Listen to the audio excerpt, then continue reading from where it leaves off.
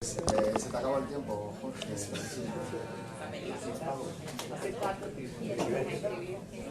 fue todo, muchas gracias.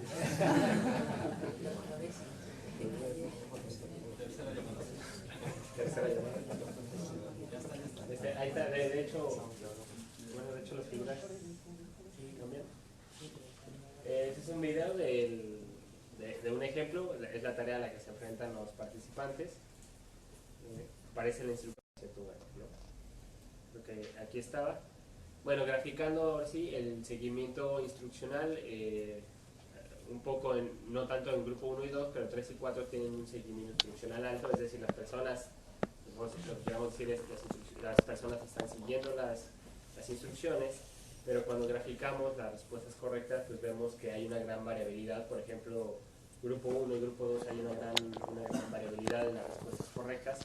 Recordar que el grupo 1 y 2 empezaban con una fase con retroalimentación y pasaban a una fase sin retroalimentación, y pues solamente, por ejemplo, un participante del grupo 1 alcanzó a derivar la respuesta correcta de todas las instrucciones, y en el grupo 3 y 4 empezaron a tener un buen desempeño, pero al llegar al test, con donde se les quita la retroalimentación, pues la mayoría cae. Entonces, todo esto nos sirve como marco para lo que les quiero platicar.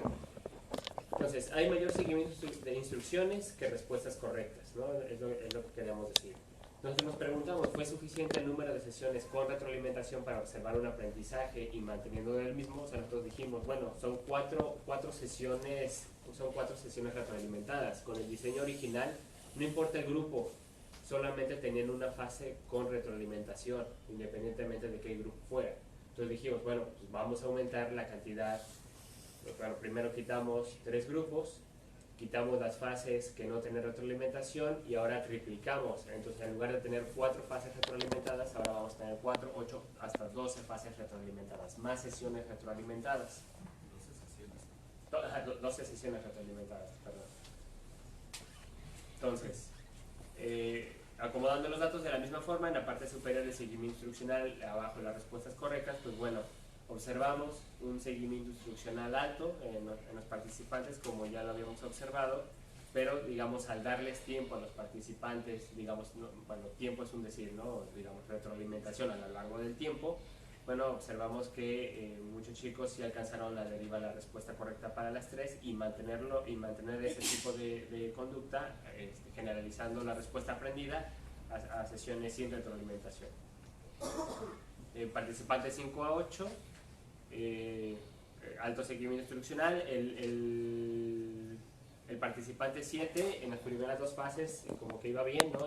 Tenía buen seguimiento instruccional, y de repente por ahí parece que se cae. Parece que la mitad de las veces va eligiendo, o sea, va siguiendo la instrucción y la otra no. Y por lo mismo, este mismo participante 7 en la última fase su desempeño cae abruptamente, ¿no?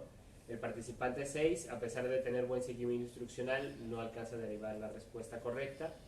El participante 5 y 8 no tienen complicación con esto. Participantes 9 a 12, ¿no? Todos con buen seguimiento instruccional.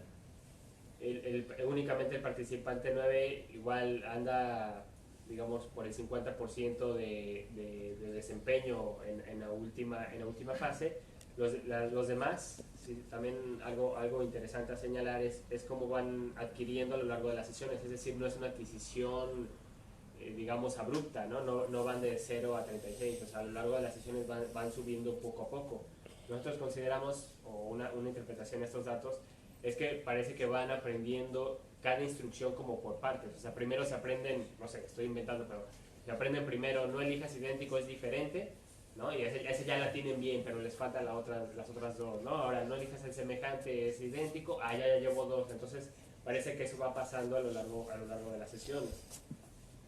El último participante, a veces seguía la instrucción, a veces no seguía la instrucción, su desempeño fue bajo. Por ejemplo, en este tipo de participantes, porque hubo por ahí algunos, no les traigo los datos de la latencia, pero cuando vemos la latencia de estos chicos, a diferencia de los otros que intentaron, ¿no? Y derivaron la respuesta correcta, pues su latencia es muy baja.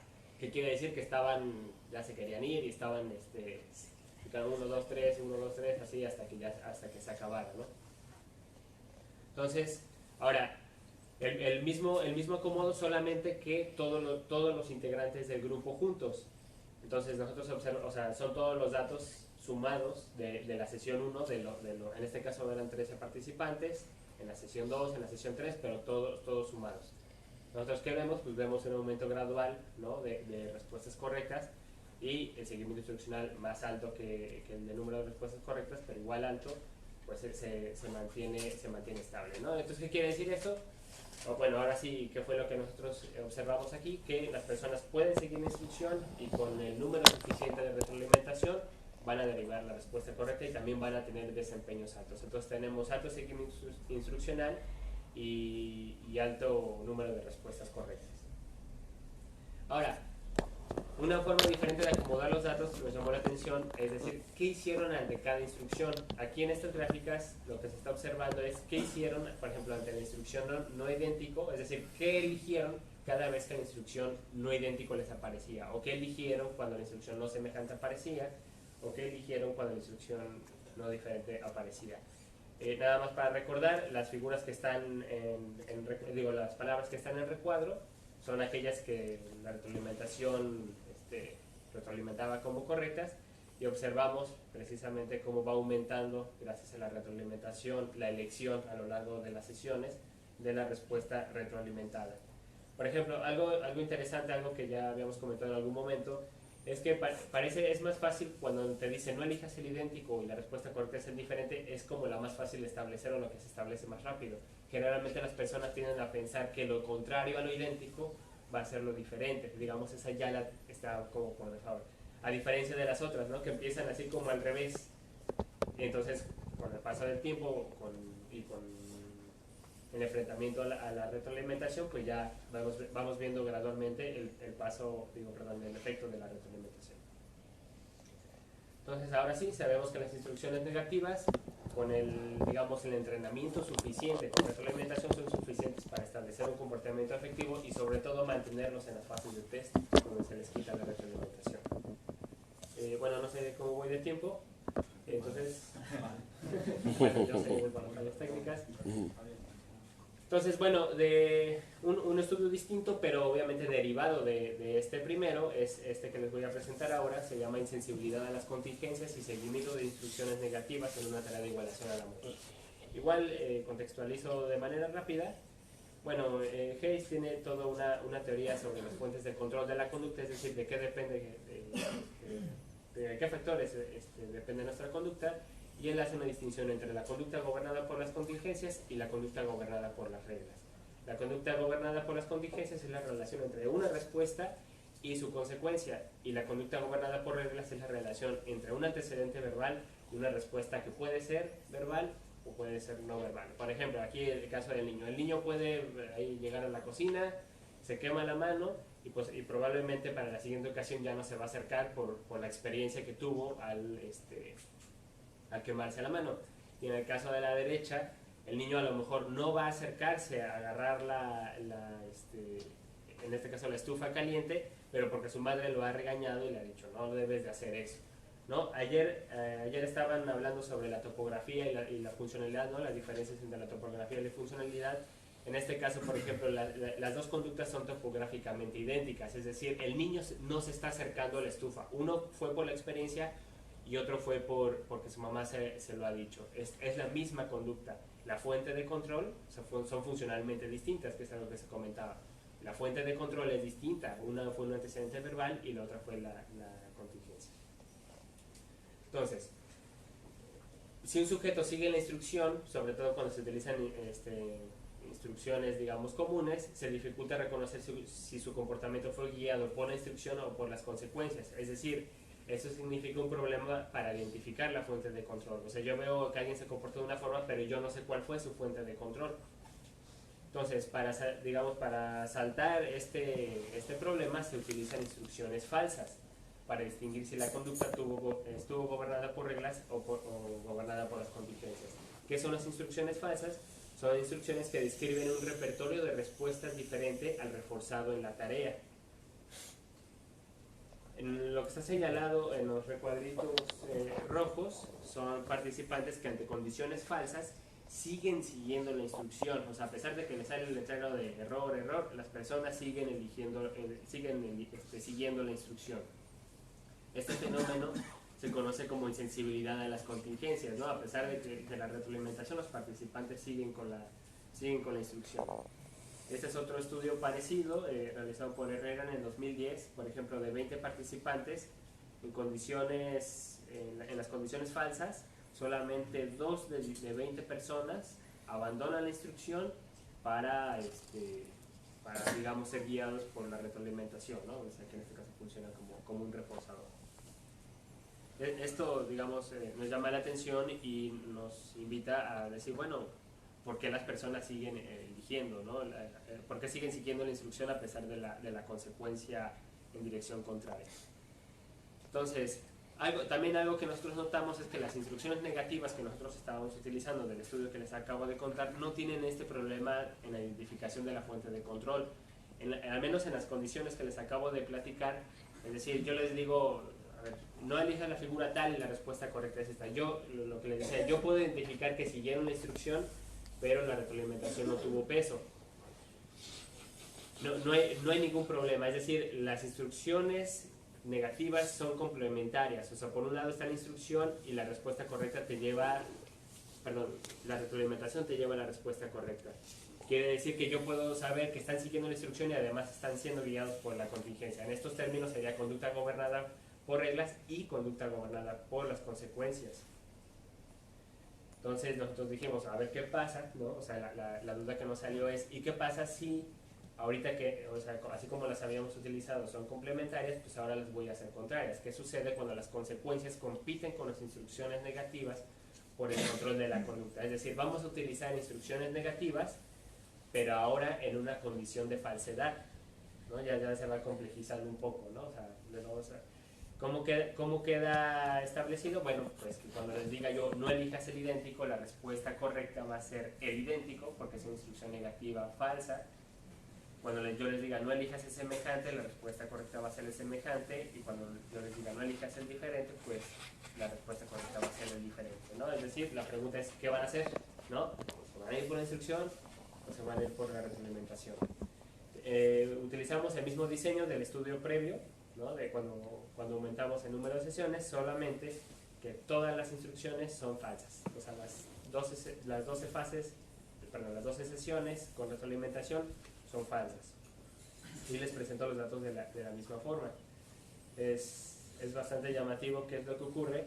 Los participantes empiezan siguiendo la instrucción, ¿no? Estamos acostumbrados a seguir instrucciones, pero se dan cuenta de que, ¿no? Resulta que error, error, error. Entonces, a lo largo del tiempo, a lo largo de las sesiones, el seguimiento instruccional va decayendo. ¿Y qué pasa con las respuestas correctas? Pues van en aumento, ¿no? Es decir, son personas que han abandonado el seguimiento instruccional y han optado por la retroalimentación. Igual, el mismo acomodo, participantes 5 a 8. El participante 5 es un caso bastante particular. Empezó, digamos, siguiendo la instrucción, la abandonó paulativamente y en las últimas 3 sesiones de repente volvió a seguir la instrucción, ¿no? Entonces su desempeño pues es en espejo, ¿no? O sea, tiene un alto número de respuestas correctas y de repente cae. Aquí una ventaja que tuve es como son alumnos míos, le pregunté, oye, ¿qué pasó? O sea, ¿qué fue? Dice, la verdad es que me aburrí, ¿no? O sea, yo ya le entendí la tarea, ¿no? Estaba así y dije, no, me voy a regresar a seguir la instrucción, ¿no? Se me hizo fácil, ¿no? Bueno, así como anécdota, ¿no? Era la explicación que ella daba. Entonces, igual para los demás participantes. En el participante 9 tiene un alto seguimiento institucional. Digamos, el participante 9 no dejó de seguir la instrucción, lo mantuvo a lo largo de todas las sesiones, pero obviamente su desempeño cae. El participante 10 es un caos, literalmente, ¿no? Había una sesión donde seguía la instrucción, se pasaba una sesión donde no la seguía, se pasaba una sesión donde la seguía y así sucesivamente, ¿no? Por eso se ven así estas subidas y caídas abruptas, ¿no? Participante 11 y 12, ¿no? Abandonaron la instrucción casi inmediatamente y su desempeño fue alto. Aquí son 20 participantes, ya voy a terminar. Esos 4 participantes continuos abandonan totalmente la instrucción, respuestas correctas, todos arriba.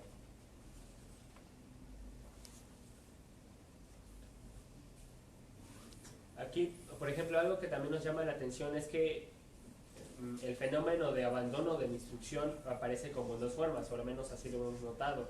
Unos lo abandonan abruptamente, o sea, una vez que se dan cuenta que son falsas, ya dejan de seguir la instrucción y se la llevan así. Y otros parece que van como, con el paso del tiempo, poco a poco se van dando cuenta, es decir, poco a poco van adquiriendo, digamos, van abstrayendo la regla y van diciendo, no voy a dejar la instrucción. Eso es algo interesante. No sé si también sea algo parecido a lo que les comentaba, donde las van dejando de acuerdo a cada instrucción negativa y eso se vea, digamos, por eso se ve así como gradual el abandono de la instrucción, a diferencia de otros participantes. Bueno, el número de respuestas correctas termina alto.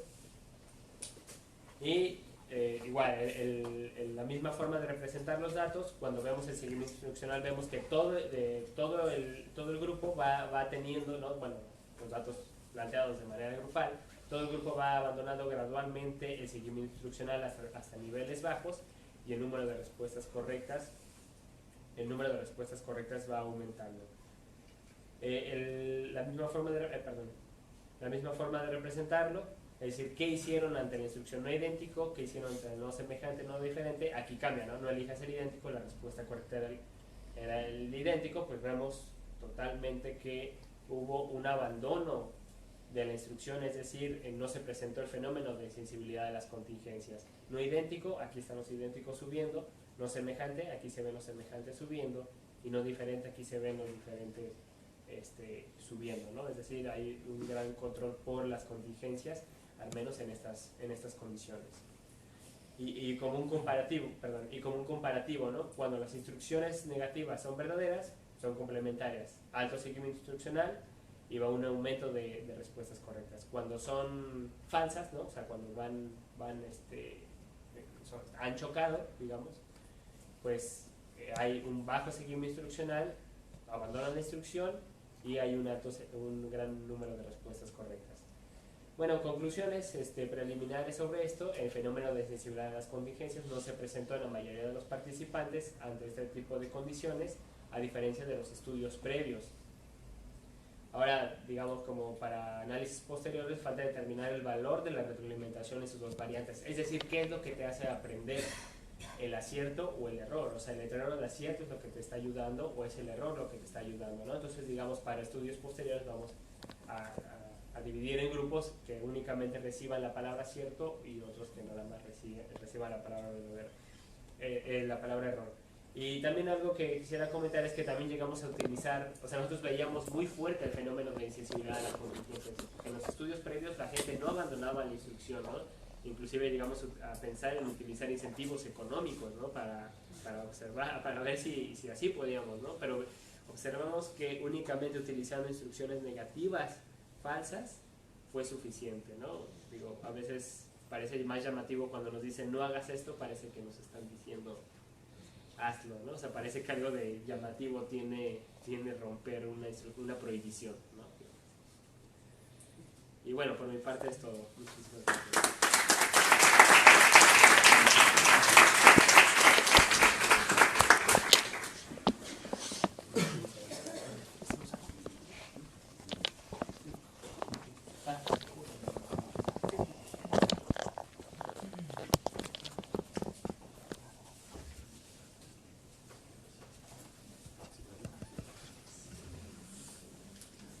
Vamos a hacer lo mismo que hace un momento, poner la presentación en la otra, ¿no? En la otra portátil.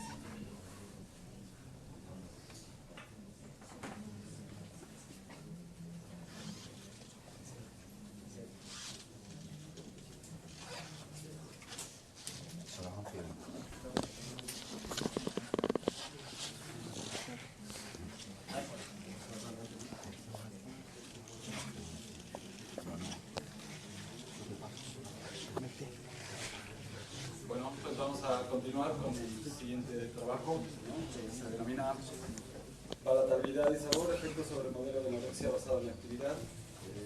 Fue realizado por Lorena Gómez Sánchez y un servidor, que es parte de la tesis de este estudiante. Y, bueno, lo voy a hacer un poco rápido, ¿no? Para cuestión de tiempo, pero creo que vamos bien. Bueno, pues el modelo de anorexia basada en actividad, pues si no lo conocen, es un modelo animal para estudiar pues, un trastorno alimentario que digamos ha sido muy popular recientemente, ¿no? Y dos de los principales investigadores que han trabajado sobre este tema y que de hecho son casi los padres, ¿no? Del modelo, ¿no? de anorexia basada en actividad es Pearce y Ipling, ¿no? Ipling ya falleció, por cierto, ¿no? Pearce todavía está activo. Pero es un modelo relativamente simple, ¿no? Otra vez volvemos a lo simple, pero que pues, resulta ser como, digamos, muy efectivo, ¿no? Y se produce muy rápidamente. Lo que se requiere básicamente son unas ruedas de actividad, una caja adosada, ratas Wistar, una restricción de 1 hora de comida, agua disponible todo el tiempo y 23 horas de acceso a la rueda de actividad. Cuando tenemos este tipo de preparación, estas condiciones, lo que ocurre es lo siguiente. Los puntos azules, ¿no? Son esta actividad, ¿no? La actividad que se va produciendo. Del lado izquierdo, ¿no? Pueden ver número de vueltas y en el eje horizontal se ven los días. Bueno, más o menos en 7 días lo que ocurre es una función como la que observamos, ¿no? Es decir, que la actividad va aumentando, ¿no? Gradualmente y llega un punto en que lo hace dramáticamente, ¿no? Mientras que el peso corporal va disminuyendo, ¿no? Hasta un punto, nos ha pasado en 7 días o menos, que las ratas pierden el 25% de su peso, ¿no? En 7 días. Es decir, hay una reducción, ¿no? de la ingesta y lo que llama la atención, es decir, lo que se vuelve antiintuitivo, ¿no? Antinatural, es que en el punto donde están con menos peso es cuando mayor actividad desarrollan, ¿no? Las ratas. ¿Sí? Y basta, como digo, restringir la comida a solamente 1 hora por día, ¿no? Las 23 horas restantes tienen acceso a una rueda de actividad que está ahí adosada, ¿no? Y esto es suficiente. El agua está disponible todo el tiempo y con eso, ¿no? Este fenómeno ocurre en la manera que les digo, ¿no? Es este tipo de función, por un lado, la creciente de la actividad, ¿no? Se va cumpliendo en mayor o menor grado. Por ejemplo, aquí, pues, estos son datos, digamos, hipotéticos, pero incluso se quedan cortos, o sea, 15.000 vueltas en un día, ¿no? Aquí puede dar una rata, puede dar 15.000 vueltas a una rueda, que hemos tenido ratas que dan hasta más, ¿no? 18, 20.000 vueltas al día. Y por ejemplo, además podemos identificar, bueno, antes de eso, también lo que hemos visto es que las ratas, una vez que llegan a ese peso, ¿no? Que llegan a perder el 25% de su peso, si restauramos las condiciones normales, es decir, quitamos la rueda y dejamos la comida las 24 horas, en 4 o 5 días recuperan su peso, ¿no? Se llegan al 100%, incluso más. Lo cual nos dice que el fenómeno es reversible.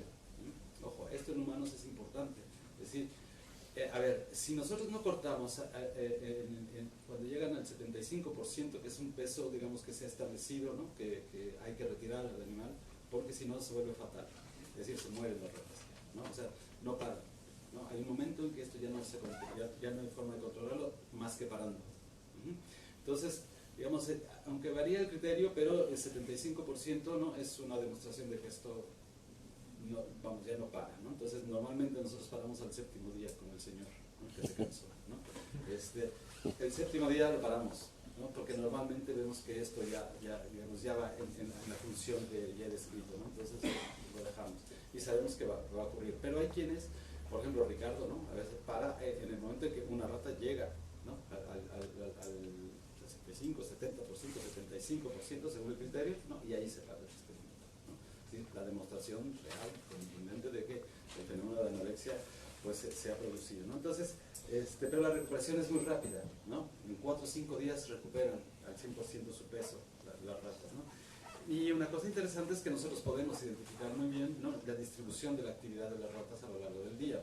O sea, cada color es un día, ¿no? Y digamos, las ratas son nocturnas, su mayor actividad normalmente es por la noche, ¿no? Y en el día reducen bastante su actividad. Pero llega un momento en que, como les digo, bueno, pues están dando vueltas todo el día, si ya lo de la noche y el día, pues un poco se les borra, ¿no? O sea, ya no, incluso se rompe ese tipo de ritmo, ¿no? Y podemos a cada rata identificarla perfectamente, ¿no? Cómo distribuye su actividad por cada día. Son trozos, son rebanadas de media hora, ¿no? Que se registra cada media hora la cantidad de vueltas que da la rata, ¿okay? Y esto es individual, o sea, cada rata se mide individualmente. Entonces podemos identificar, ustedes pueden ver, hay ratas que obviamente mientras más arriba está la curva, pues son más vueltas, ¿no?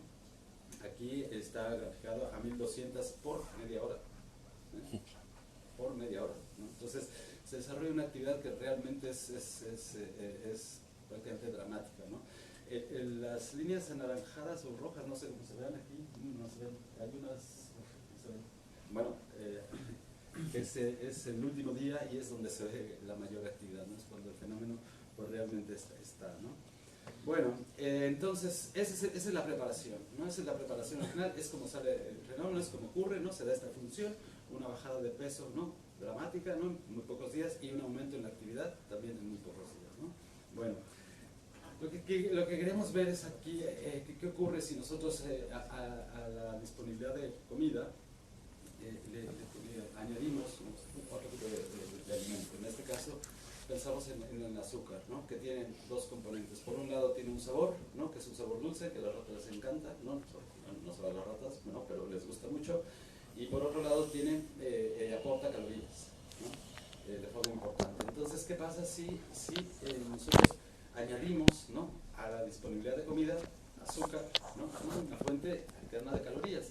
¿Y qué pasa, ¿no? Si el fenómeno, ¿no? del decremento en el peso y la actividad, ¿no? Ocurre de la misma forma, ¿okay? Bueno, entonces para eso son estudios muy cortos y en realidad son un poco como exploratorios. Por eso el N es igual a 3 para todos los grupos que les voy a mostrar. Ustedes pueden ver, hay una línea base donde el animal tiene disponible comida y azúcar las 24 horas. El azúcar lo buscamos que fueran en cuadritos, ¿no? Esos que se usaban antes, que fue muy difícil encontrar, ya nadie los porque se parecen mucho a las croquetas, ¿no? Que se les da a las ratas, ¿no? Incluso la textura, etcétera, es muy parecida. Y en la fase experimental, bueno, 23 horas de acceso a la rueda, ¿no? Y solamente una hora, ¿no? de acceso al azúcar y a la comida, ¿de acuerdo? Y al final, unos días de recuperación donde tenían acceso al azúcar y a la comida por 24 horas, ¿no? Entonces la clave aquí es la fase experimental, 23 horas de acceso a la rueda y solamente una hora de acceso al mismo tiempo disponible la comida normal y el azúcar, ¿de acuerdo? Bueno, el siguiente grupo simplemente es control de lo que no tiene es la rueda, ¿de acuerdo? Ajá. En la fase experimental, a diferencia del otro grupo, no tiene la rueda, pero todo lo demás es igual. El azúcar y la comida están disponibles de la misma manera, excepto que no hay rueda. Bien. Y un tercer grupo que lo que no tiene es una preexposición al azúcar, ¿no? El grupo 1 y el grupo 2 tienen una preexposición al azúcar, pero este grupo, el tercero, no tiene la preexposición al azúcar, solamente su comida normal. En la segunda fase es igual al grupo 1, tiene la rueda, pero tiene los dos tipos de alimento. Sí, y en la última fase tiene la exposición solamente a su comida normal, ¿de acuerdo? Bueno, pues estos son un poco los resultados. Espero que se puedan ver bien, ¿no? Bueno, lo que tenemos del lado izquierdo, ¿no? Las gráficas del lado izquierdo son las ratas que fueron predispuestas al azúcar con rueda de actividad, ¿de acuerdo? Y es el peso corporal, lo que se está poniendo es el peso corporal. Lo que pueden ver es que pues efectivamente si hay un decremento en el peso, ¿no? Hay que verlas de forma como columnas, ¿no? Los tres gráficos, ¿no? Se ve efectivamente que hay una tendencia a bajar de peso, ¿sí? En este caso no llegan totalmente hasta el 75, pero están muy cerca. El grupo del medio, las columnas del medio, son sin predisposición al azúcar con rueda de actividad. Es decir, estas dos tenían la rueda de actividad y se ve como efectivamente sí hay una bajada de peso, ¿sí? En los 7 días, ¿no? Se está cumpliendo la función. Mientras que el último grupo, que no tiene la rueda de actividad, se ve que el peso no baja de la misma manera. Sí hay una reducción, evidentemente, porque solo hay una hora de disponibilidad de comida, pero no hay rueda de actividad. Por lo tanto, la bajada de peso no es como en los otros dos grupos. ¿De acuerdo? Bueno, voy a tratar de ir un poquito rápido porque son bastantes datos. Bueno, y aquí podemos ver el consumo de alimento tanto del azúcar como de su comida normal, ¿no? Igual, los dos grupos de la izquierda, ¿no? De la izquierda y el centro son los grupos que tenían rueda de actividad, y la última columna no tenía la rueda de actividad, y lo que se puede ver es cómo, de qué comían más, ¿no? Su comida normal o su comida o la del azúcar. La mayoría de los sujetos comían más de su comida normal que la de azúcar, ¿sí? A pesar de que el azúcar se supone que les gusta. Solo el grupo, el sujeto 3 del medio, ¿no? Del grupo del medio, es el único que comió más azúcar, ¿no? Que su comida normal, pero solo uno de 9 ratas. Todos los demás comieron más de su comida normal, ¿no? A pesar de que hubo preexposición, había un grupo al que en la fase experimental el sabor era novedoso, ¿no? Pero, y ese un grupo que era, sí, y que nada, siempre comió más de su comida normal que de azúcar, ¿no? Y lo que podemos ver de la actividad, los dos grupos que tuvieron reactividad, como pueden ver, eso está graficado a 10.000 vueltas, ¿no? Solo el sujeto 3, el otro, que tomó su comida, comió más azúcar que su comida normal, fue el que no desarrolló una actividad, digamos, intensa, ¿no? Los otros cumplen más o menos con esta función, que va aumentando, ¿no? Paulatinamente, gradualmente, ¿no? La actividad, y justo en el último día, en los últimos días es cuando desarrolla mayor actividad, ¿no? Y recuerden que son los grupos que sí tuvieron una baja de peso, ¿no? Que corresponde con esta función de un decremento de peso y un aumento en la actividad. Bueno, eso fue muy rápidamente, ese fue un primer estudio. En este otro, aquí lo que hicimos fue introducir comida con sabor a chocolate, ¿sí? Aquí solamente es el sabor. Aquí lo que hubo que hacer, no pudimos conseguir los pellets o, ¿no? La comida ya hecha, porque se puede hacer, se puede comprar, ¿no? Con sabor a chocolate, solo con sabor, ¿no? Sin calorías.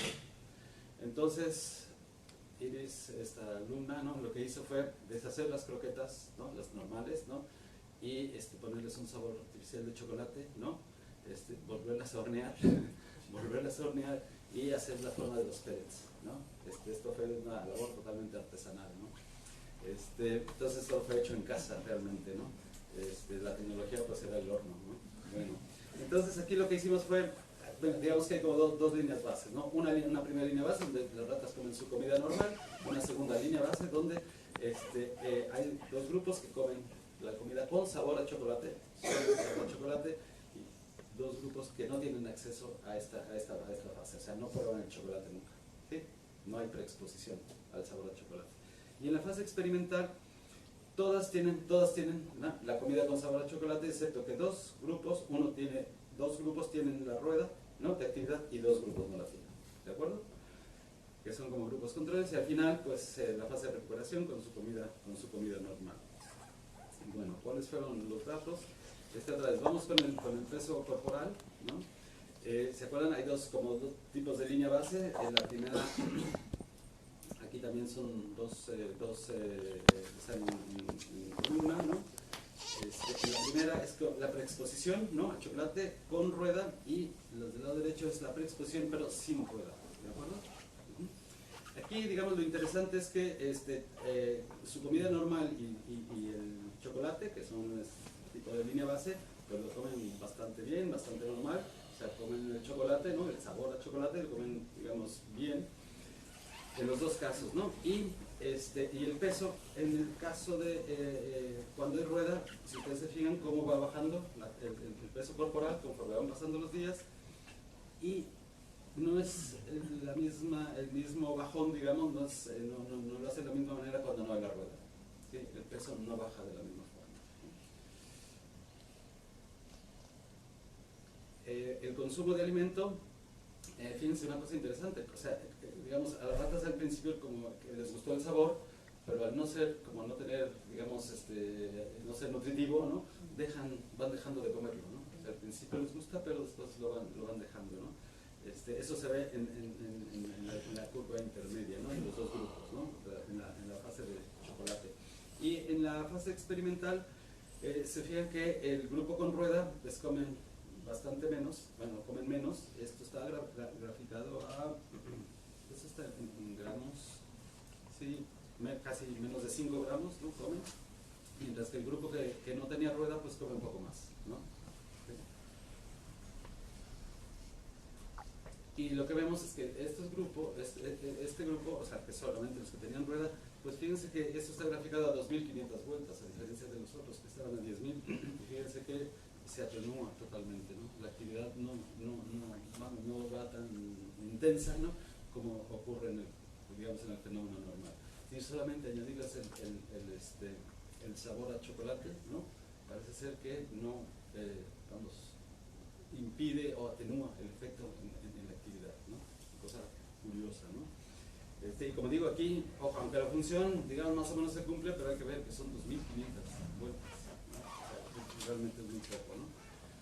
Bueno, ¿qué pasó con los otros dos grupos? Bueno, aquí el peso corporal, aquí es siempre exposición, aquí son los que no fueron preexpuestos al chocolate. Este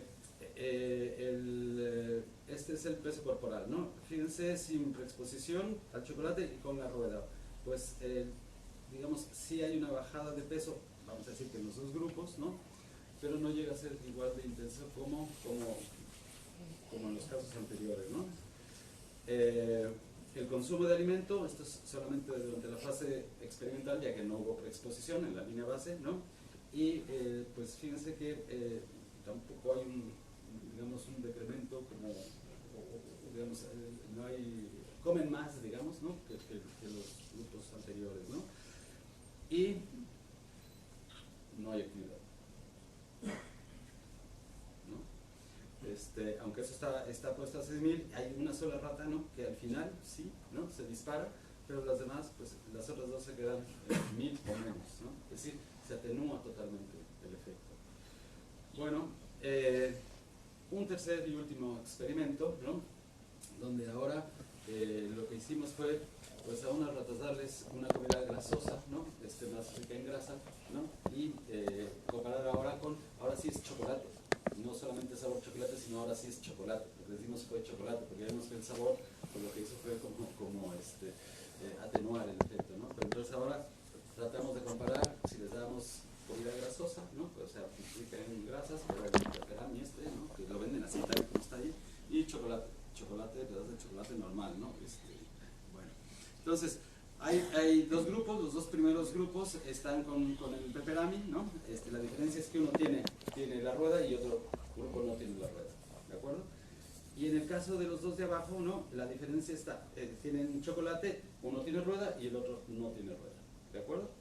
Aquí la clave es si tenían o no la rueda. Bueno, y al final se les daba las dos cosas en la recuperación, tanto el pepperami, ¿no? como el chocolate, para ver si había alguna preferencia por alguno de los dos.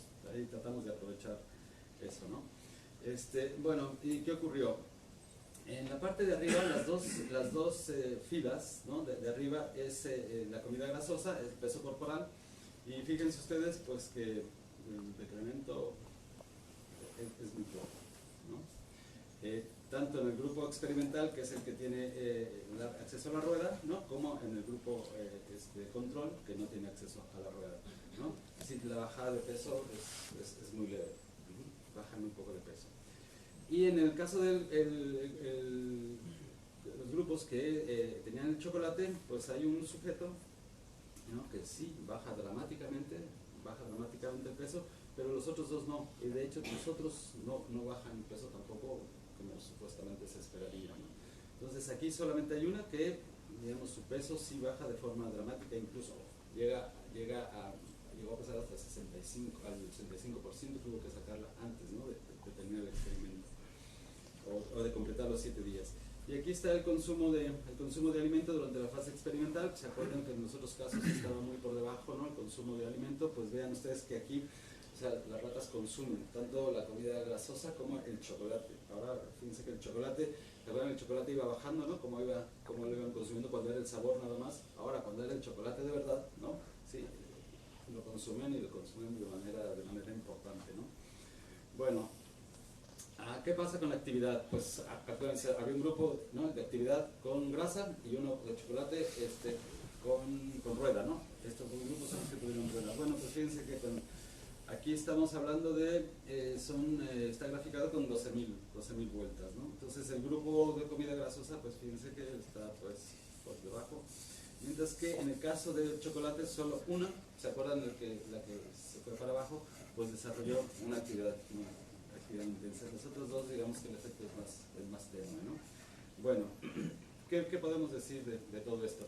Bueno, que hay ciertas condiciones bajo las cuales el fenómeno de anorexia basada en actividad ocurre, y si se alteran algunas de estas condiciones, el fenómeno deja de ocurrir.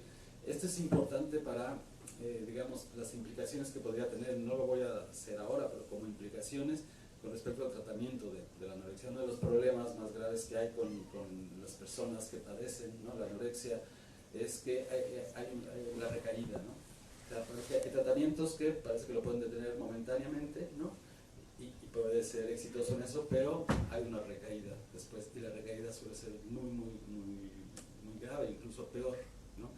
Y hay muchos casos en donde esto, como ocurre en las ratas, ¿no?, pero de manera, digamos, en tiempo más corto, es que se vuelve fatal, ¿no? Hay un momento en que eso ya no se puede parar. Ustedes han visto fotografías de personas que padecen, ¿no?, anorexia, que digamos sus cuerpos están realmente prácticamente destruidos y sin embargo no paran, ¿no? Entonces es un fenómeno que lo único que ahora podemos decir es que si hay forma de parar, ¿no?, como sea, ¿no?, de parar, vale, ¿no? Ahora, ¿cómo evitar la recaída? Pues bueno, es un estudio que estamos haciendo ahora, ¿no? O sea, repitiendo el procedimiento para ver si esto funciona. Yo creo que la vez pasada hablé algo acerca de eso, ¿no? Y también lo hemos estado haciendo usando alcohol, ¿no?, dando alcohol disponible, poniendo alcohol disponible en lugar de chocolate. El agua en todos estos experimentos estuvo disponible todo el tiempo, ¿no? Entonces ahora pusimos alcohol en el agua, ¿no?, disponible.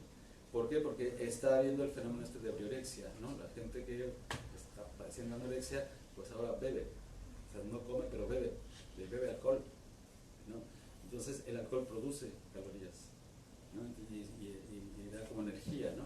Entonces, pues ahí es un fenómeno ya un poco más cruzado, ¿no?, donde, y la cosa evidentemente se pone, curiosamente, lo que llevamos con ratas ahora es que se atenúa momentáneamente el efecto, ¿no? Claro, pero el efecto calórico, ¿no? Es decir, que el alcohol te da calorías. Eso explica por qué bebemos aún cuando no deberíamos beber, ¿no?, en ciertas condiciones, ¿no?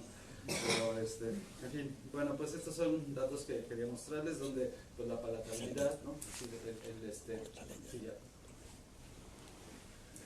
No, lo digo por el contenido de lo que estabas diciendo al final, sobre la bebida. Y le estaba diciendo a Vicente que te censurara, ¿eh? Bueno, pues, a ver, me faltó eso, el consumo de alimentos durante la fase de recuperación. Bueno, aquí solo les muestro los datos de la recuperación del último experimento, porque fue interesante. Solo en algunos casos sí se cambió la preferencia, ¿no? O sea, cambiaron, ¿no?, de lo que, digamos, de su comida normal, ¿no?, a la otra, ¿no? ¿Se acuerdan que siempre prefirieron la comida normal, ¿no?, su comida normal? Bueno, aquí sí hubo algunos casos donde se cambió la preferencia hacia la comida novedosa, ya sea la grasa o ya sea el chocolate, ¿no? Así que eso fue curioso, ¿no? Bueno, pues me parece que eso es todo. Muchas gracias por su atención.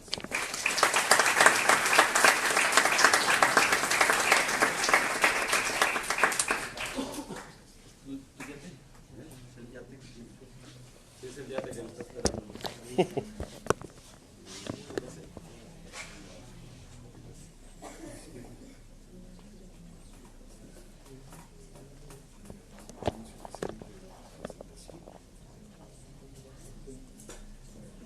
Bueno, la siguiente presentación es de Felipe Cabrera. Bueno, como ya vieron ustedes, todos somos de la Universidad de Guadalajara. Se denomina Una operante sin operando. Análisis de la topografía de la conducta en una tarea de alcance. Ahora nos va a decir qué es eso.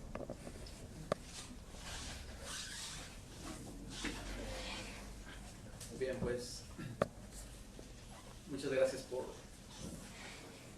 estar aquí, a pesar de todos estos traqueteos tecnológicos. Precisamente dada la temática del simposio, me interesó mucho participar porque se hace referencia de alguna manera a los orígenes del análisis de la conducta y en general quizá de algunos procedimientos experimentales, pero ya traídos o bajo una mirada desde la modernidad, donde ya hay tecnología y hay cierto tipo de análisis que se pueden hacer. Yo he estado muy en contacto con aspectos de procedimientos, ahora sí como que hechos a mano, precisamente por principalmente motivos económicos. Luego no es fácil conseguir dinero para conseguir aparatos complicados, pero por otro lado, yo le digo a mis estudiantes, bueno, hay que automatizar ciertas cosas, pero se automatizan cuando se deban de automatizar. Si haces una automatización quizá antes de lo debido, te pierdes de cierta información conductual relevante. Entonces aquí lo que voy a mostrar tiene que ver con eso, un paso que se quedó ahí de repente en el momento en que se automatizaron algunas cosas.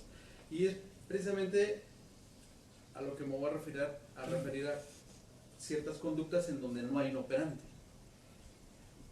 pero está involucrado aspectos topográficos, ¿no?, de la conducta. Sé que es un tema a discutir también, pero bueno. Cuando Skinner empezó a plantear el estudio de la conducta desde su punto de vista, lo que estaba estudiando prácticamente era conducta alimentaria, ¿no? Era la obtención de piezas de alimento en una situación que sea controlada de tal manera que se pueda medir. Medía en algún sentido lo que en ese tiempo estaba de moda, que era hablar del drive, una motivación para hacer ciertas conductas, en este caso el hambre, podía calificar como tal, y lo que hacía los organismos para reducir ese drive, ¿no?, que inducía obviamente conducta. Entonces tiene una serie de trabajos en donde precisamente su meta, y claro, pues como es muy experimentalista Skinner, pues desarrolla un sistema para evaluar eso de una manera más fina como se había hasta ese momento desarrollado, ¿no? Se medía normalmente, bueno, en qué momentos del día, así como mostró Héctor, en qué momentos del día tiene una rata actividad para consumir el alimento. Entonces creo que Richter, ¿no?, empezó a describir día a día los patrones en los que una rata podía estar consumiendo alimento, dejaba de consumir, etcétera. Pero eran consumos completos, es decir, este es un periodo donde está comiendo. ¿Y qué significa estar comiendo? Que se pone en donde está la comida, agarra las piezas grandes de comida y se está teniendo esa actividad. Skinner quiso ser más fino y decir, bueno, pero eso no me dice gran cosa. Bueno, sí te dice información, pero hace falta hacerlo más fino. Entonces él desarrolla, con sus grandes habilidades que tenía Skinner, un aparato precisamente para tener una medición más precisa de cómo es que se está alimentando esa rata y llegar a fin de cuentas a hacer algunos argumentos respecto al famoso drive, en este caso del hambre, ¿no? Entonces ahí trato de reproducir algo esquemáticamente del aparato esencialmente que desarrolla Skinner, en donde hay un depósito de alimento. Muy importante es la preparación del alimento, porque eran piezas grandes. Él dice, bueno, es necesario ver el efecto que tiene cuando se reduce, se peletiza, ¿no?, el alimento, porque yo lo que puedo hacer es que pongo las piezas pequeñas, todas en principio del mismo tamaño, y cada vez que el animal accede a una pieza, yo cuento, porque mueve, si se fijan, hay una compuerta ahí que hace contacto. Al entrar la rata aquí, mueve esta compuerta y hace contacto aquí a través de un circuito. Entonces ya sabe que entró a la cabeza, toma una pieza de alimento, entonces tiene un conteo, ¿no? Entonces durante el día empieza a hacer esos conteos, bueno, ciertas horas del día, entonces ya tiene una medida más fina de cuántas veces accedió a ese alimento.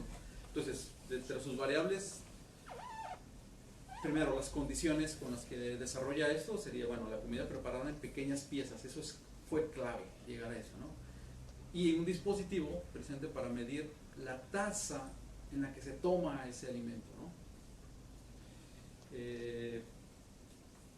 Aunado a ello, subraya que en etapas iniciales, cuando recién la rata se encuentra en el periodo de alimentarse, hay ciertos estímulos visuales, táctiles y olfativos que inician los movimientos de orientación para conducir efectivamente a la alimentación, que son precisamente movimientos que son como el aproximarse, dimensionar el tamaño de la pieza de alimento a consumir y finalmente el consumo. Bueno, hasta ahí Skinner fue que empieza a desarrollar todo un argumento más conductual respecto a lo que sería el drive, ¿no? Aquí hay un punto muy importante, la pregunta que quizá para algunos parezca muy fuera de contexto, pero de alguna manera fue crucial para otras cosas. El cómo es que el animal toma esa pieza de alimento. Bueno, mete la cabeza y la toma, o quizá con una de las patas delanteras toma la pieza de alimento, o cómo es que lo hace. O sea, no se preguntó eso, no era parte de su interés. Pero a algunos nos interesa cómo lo hizo, topográficamente, qué hace la rata para obtener esa pieza de alimento. Eso hace contacto con lo que algunos autores, por ejemplo, Wishaw, en Canadá, llama sobre precisamente la conducta de alcanzar, de tomar un objeto. Lo alcanzas, lo ciñes y haces algo con él. Y esos estudios se han hecho mucho tanto con animales como con humanos. Y están vinculados con aspectos ya aplicados a ergonomía, ¿no? Aspectos de rehabilitación, tanto deportiva, etcétera. Pero un aspecto muy experimental, pues bueno, se evalúa momento a momento esos movimientos que llevan a un organismo a hacer contacto con alguna extremidad con el objeto a alcanzar. Aquí vemos en las fotos una rata que, bueno, tiene un pellet que no puede alcanzar con la boca, entonces lo tiene que alcanzar con una extremidad. Entonces estudia precisamente esos movimientos para alcanzar. Estas conductas ya están muy bien categorizadas, ya hay, se han desarrollado, digamos, ya cuál es el patrón, casi es como un patrón fijo que sigue una rata para hacer eso, ¿no? Para alcanzar un objeto. Eso quedó de lado. Eso mismo lo hacía una rata, digamos, con las que ponía Skinner en esa situación. Pero eso quedó de lado. ¿Qué es lo que tomó Skinner? Bueno, hay como una transición, al menos yo sí lo interpreto, esa transición del aparato de Skinner. Bueno, está la puerta del comedero, que era la que hacía contacto y registraba Skinner como una respuesta. Y si nosotros hacemos un giro a este dispositivo, un poco así, modificando algunas cosas, pues esa puerta se convierte en palanca, ¿no? Presiona la palanca y obtiene la comida. Claro, el dispositivo cambia. Aquí solamente por fines representativos le dejé la comida en este mismo lugar, ¿no? Pero a fin de cuentas, ¿qué es lo que ocurría? Cada presión de palanca, al principio empezó con un reforzamiento continuo, a cada presión de palanca le obtenía una pieza de alimento. En principio es la misma historia, en lugar de empujar una puerta, es presionar la palanca. Topográficamente hay cambios, funcionalmente pues todo sigue igual, ¿no? En este momento, bueno, se hacen relevantes en ambas situaciones la tasa de ingesta, que está determinada por aspectos tales como la velocidad de los movimientos que lo componen y el intervalo entre las piezas de comida sucesivas. Son las cosas que empieza a evaluar, pero digamos el cómo es que se está obteniendo esa pieza de alimento conforme llega a la palanca, pues eso ya deja de estar completamente desatendido, ¿sí? Ahora es la tasa sobre la palanca, ya el alimento, bueno, ya le llegará, y de hecho espacialmente está separado, de hecho está un poco vinculado con ese primer video que nos ponía Héctor. Cuando abre la puerta, lo que encuentra es la comida. Cuando pone una palanca, la comida llega en otro espacio contiguo. Que ese espacio, si es separable, entonces lo puedes separar lo que tú quieras, o lo que te dé tu cuarto de experimentación, ¿no? En este caso, que ponía Héctor, lo pone en la pared opuesta, ¿no? Entonces ahí ya está desligado, digamos, está desvinculado espacialmente la respuesta que le lleva al alimento. para mí eso es muy relevante y para la gente con la que estoy trabajando, porque de alguna manera uno dice, bueno, ¿y dónde quedó esas otras conductas? Son dirigidas a obtener el alimento, no instrumentalmente a la palanca que lo produce en otro lugar, sino ya cuando lo está obteniendo físicamente la rata. Nos interesa, y es el experimento que les presento, los modos de acción que le llamamos también a lo que serían las topografías, y un patrón temporal de esos movimientos para acceder al alimento. Y precisamente para esto, siguiendo esta idea de una tecnología muy básica, lo único que hicimos fue poner un tubito en una caja Skinner, en una de las paredes pusimos un tubito de acrílico de diferentes diámetros. Ahorita les voy a presentar las condiciones experimentales, y se ponía la pieza de alimento a una distancia en la que la rata, pues la única manera de obtenerlo era meter la mano, no le alcanzaba con el hocico. Y para ver esa distancia, pues la estuvimos midiendo, y bueno, una primera aproximación fue ponerle ligas de diferentes colores a distancias que nosotros ya identificamos para saber a cuál es la máxima distancia que puede llegar una rata para obtener la pieza de alimento. Se le llama técnicamente el límite crítico absoluto que tiene una rata para una extremidad, ¿no? Entonces, bueno, aquí son solo algunas de las fotos de esos procedimientos de prueba. Ya que vimos que eso era una tarea que la podía desarrollar la rata, entonces ya se procedió al experimento. Algo importante de las cosas que aprendimos en esta propuesta experimental es que el patrón de obtención de alimento de una rata, pues nosotros que siempre lo vemos, bueno, normalmente no lo vemos, ¿no? Asumimos que la rata se comió el alimento. Cuando uno ya se asoma a la caja experimental y ve lo que está ocurriendo, entonces cuando uno observa ciertas cosas muy interesantes que luego uno se pierde de ella. Entonces, nosotros filmamos casi todas las sesiones experimentales y se trata de hacer un análisis hasta donde se pueda de aquello que se observa. El asunto aquí es que las ratas tienen una gran dificultad por utilizar solo una extremidad, una pata delantera, para obtener el alimento. Es un orificio en donde meter el hocico le estorba para meter también la pata. La rata le es muy difícil sacar su hocico y meter la mano. Eso es muy difícil. De hecho, no lo dejan de hacer. O sea, nunca hacen eso de que retiran la cabeza y meten la pata. Nunca hacen eso. Bueno, ninguna de nuestras ratas lo ha hecho. Ya llevamos más de 20 ratas y ninguna lo ha hecho. Entonces, es un patrón muy interesante porque está dirigida la cabeza siempre a donde está el alimento, no puede quitarla y tomarlo. Eso es un elemento muy importante. Bueno, cierro este comentario y ya describo de manera rápida el método. En este primer experimento usamos solo 4 ratas albinas y el aparato, pues es el que les dije, está dentro de una cámara experimental MED, pero puede ser cualquier caja. Eso es porque ya las teníamos y les pusimos ese tubito de acrílico. Las medidas fueron las siguientes.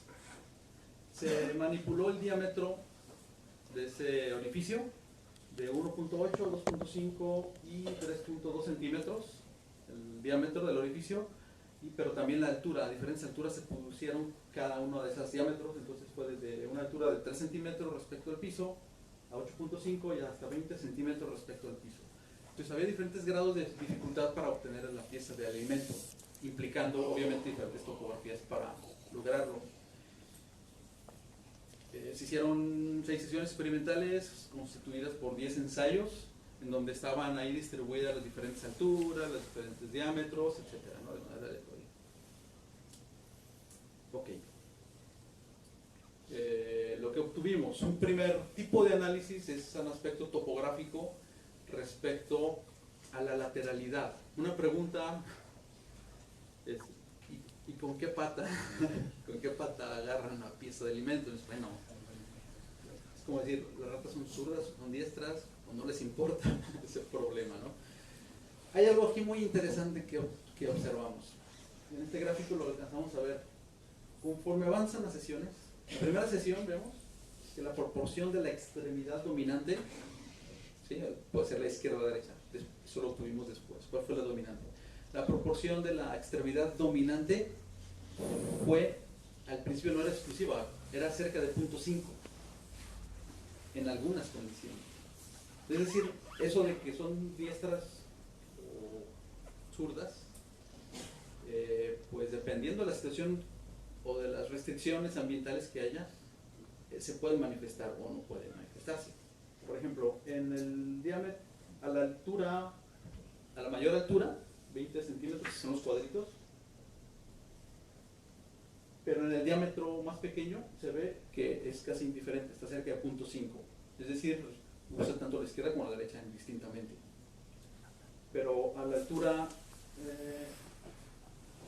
altura menor, es decir, más cerca del piso, casi ya 80% de las veces utiliza la extremidad dominante. Pero vemos que en todas ellas, en todas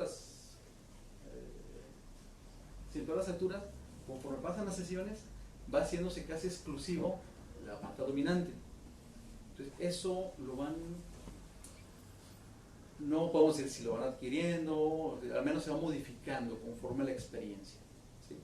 Tanto para la altura, perdón, para el diámetro 1.9, que es el primer gráfico, como para el diámetro 2.4. No grafiqué aquí el último diámetro, porque de hecho en el último diámetro la topografía es que las ratas caben ahí. Entonces, no tienen una extremidad con la cual obtener la pieza de alimento, sino lo que hacen es meten la cabeza y con la lengüita les tiran lo más que pueden y obtienen la pieza de alimento, ¿no? Esa es su topografía. Entonces, en este caso, por eso solamente puse esas dos. Entonces, vemos que hay un patrón muy interesante en la lateralidad que se va modificando con la experiencia, pero también va muy de acuerdo a qué condición, qué restricción ambiental está enfrentando la rata, que sería la altura y el diámetro. Si se fijan en la sesión 5, algo cambia. Y es que hay algo que no les platiqué a propósito, lo guardé para este momento. En esa sesión, el pellet era inalcanzable, es decir, estaba muy al fondo del tubito, entonces no era imposible que una rata lo alcanzara. Entonces vemos que la rata sí hizo cosas diferentes respecto a la lateralidad. Es decir, de ya tener un uso casi exclusivo de su extremidad dominante, empieza a variar, empieza a intentarle con la otra extremidad. Eso es lo que significa ese bajo. Pero eso no en todos los casos. Se fijan ahí el cuadrito que representa la altura de 20 centímetros, ahí no hay variaciones. Ahí continúa con la extremidad dominante. Recordemos, el 20 centímetros le es muy difícil porque está muy alto, está muy profundo la posición de la pieza de alimento. Entonces ahí, que es muy difícil, no le intenta con la pata no dominante. Ahí solamente utiliza la dominante. En las otras es en donde hacen las variaciones. Entonces son cambios topográficos en función, por un lado, de la experiencia, pero en función también de cambios ambientales, en este caso restrictivos o que dificultan la obtención de la pieza de alimento.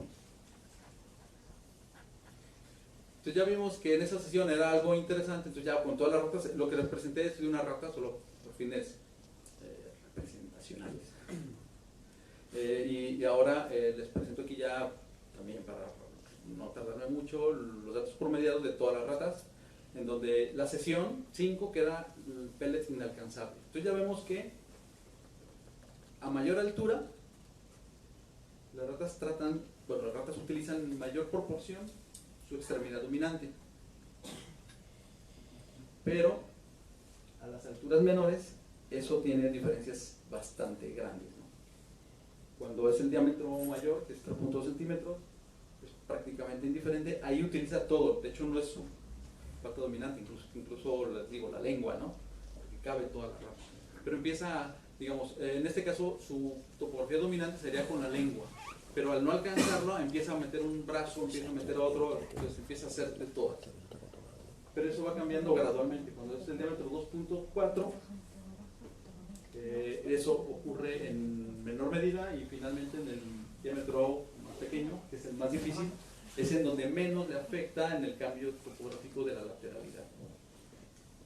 Bien, bueno, esta es una primera presentación de resultados respecto a esa topografía. El otro tiene que ver con lo que ya analizó más específicamente Skinner, que sería como el equivalente a la tasa de respuesta. Esa tasa de respuesta es una manera de describir lo que sería su inverso, los tiempos entre respuestas.